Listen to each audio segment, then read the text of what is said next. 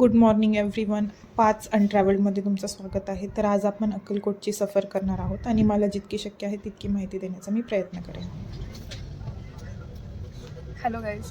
तर अक्कलकोटला जायला आपण पुण्यापासून सुरुवात केली होती आणि आपण ट्रेनने प्रवास करत आहे. बसचा रूट थोडासा लाँग रूट होता आणि टाईम टेकिंग होता, तर त्यामुळे आपण ट्रेनसाठी ट्राय केलं होतं आणि ते पण वेटिंगमध्ये होतं, पण लकीली भेटून गेलं. जर तुम्हाला बुकिंग करायचं असेल तर आधी करा, पण Pune to Solapur direct train available आहे. तर सध्या पुण्यातून निघालं आहे आणि ऑलमोस्ट सोलापूर येत आहे, पोहोचत आलं आहे. तर मी आणि माझी फ्रेंड या AC डब्यामध्ये बराचसा टाईमपास केलेला आहे मैं क्या करूं फिर, जॉब छोड़ दूं?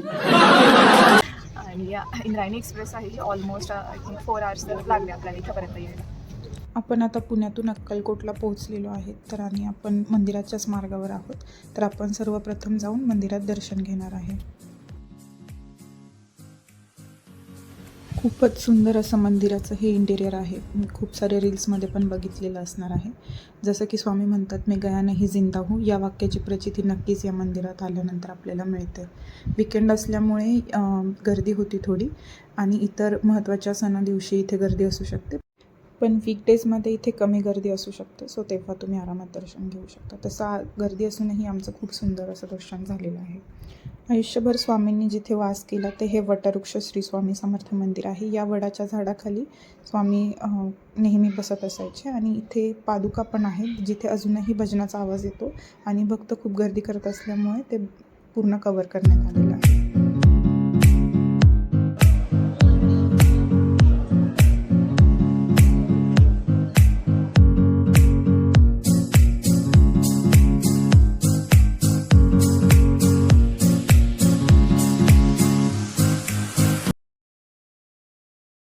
मंदिरातून बाहेर आल्यावरच स्वामींचं प्रसादालय आहे. इथे खूपच सुंदर आणि पोटभर जेवण तेही मोफत मिळते.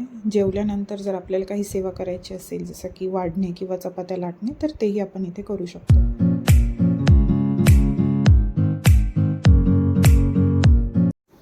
प्रसादालयाच्या बाजूलाच यात्री निवास आणि यात्रीभुवन अशा 2 मुक्कामासाठी जागा आहेत. त्यापैकी आम्ही यात्रीभुवन इथे मुक्काम केला होता. तर यात्री निवासमध्ये कॉमन रूम आणि कॉमन वॉशरूम आहेत. यात्रीभुवनमध्ये सेपरेट रूम विथ वॉशरूम आहे, म्हणून आम्ही ही रूम प्रेफर केली होती. हिचे आम्ही 1000 रुपीज पे केले होते एका रात्रीसाठी.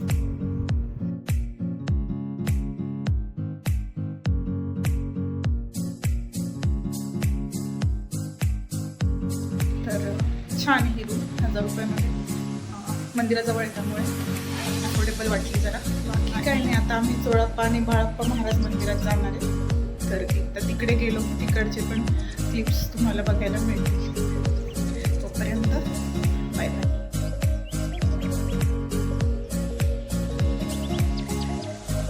हाय मयुरी, कुठं चाललंय तुम्ही?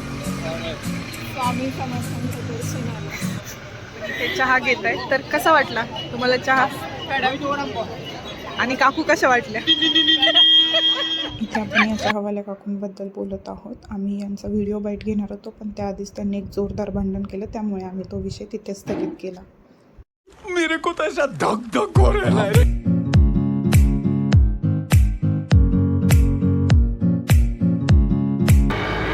तर आपण आता बाळप्पा मंदिराकडे चाललोय.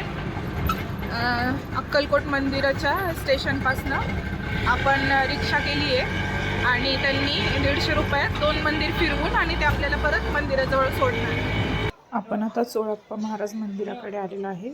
इथे स्वामींची समाधी आहे. इथे चोळप्पांचं घरसुद्धा आहे. तर आपण पुढे बघूया.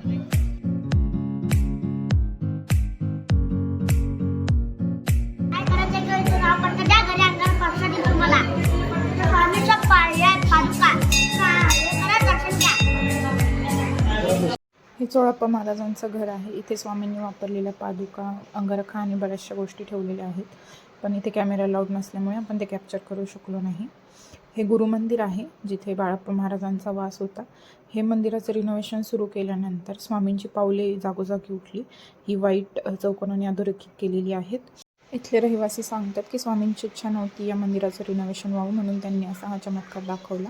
तसंच आम्हाला इथे शेजारतीचा सुद्धा लाभ मिळाला. बाळप्पा माझे सर्वात फेवरेट शिष्य आहे स्वामींचे, कारण त्यांनी कशाचाही लोभ न धरता एकनिष्ठेने सेवा केली. जवळजवळ 1 तास आरतीला थांबल्यानंतर आम्ही पुन्हा एकदा आमच्या रूमवर गेलो. तिथे त्या परिसरात हे भित्तिचित्र उभारलेलं आहे, जिथे स्वामींचे वेगवेगळे प्रसंग इथे भिंतीमध्ये उभारलेले आहेत. त्याच परिसरात तुळजाभवानीचं सुंदर असं मंदिर आहे. रात्रीच्या प्रकाशात ते आणिच सुंदर दिसत होते.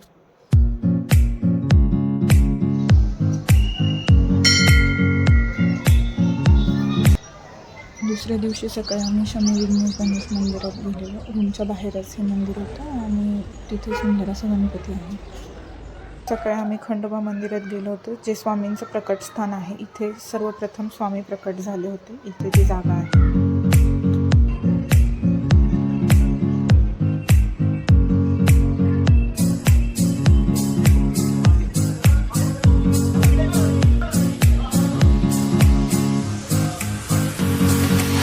त्यानंतर आम्ही राजेराय मठात गेलो होतो, जिथे स्वामींच्या चरण पादुका आहेत. स्वामींच्या पायांचे ठसे घेऊन या पादुका बनवल्या गेल्या होत्या आणि स्वामींनी सांगितलं होतं की हे माझे विश्रांती स्थान असेल म्हणून. बाळप्पांना ज्यावेळी इतर सेवेकरी त्रास देत होते, त्यावेळी स्वामींनी याच मंदिरात चुनेगच्चीचा मारुती तिथे जप करण्यासाठी स्थान दिले होते. इथेच हे छोटंसं मारुतीचं मंदिर आहे. त्यानंतर आम्ही इथे प्रसाद घेऊन परतीच्या प्रवासाला निघालो.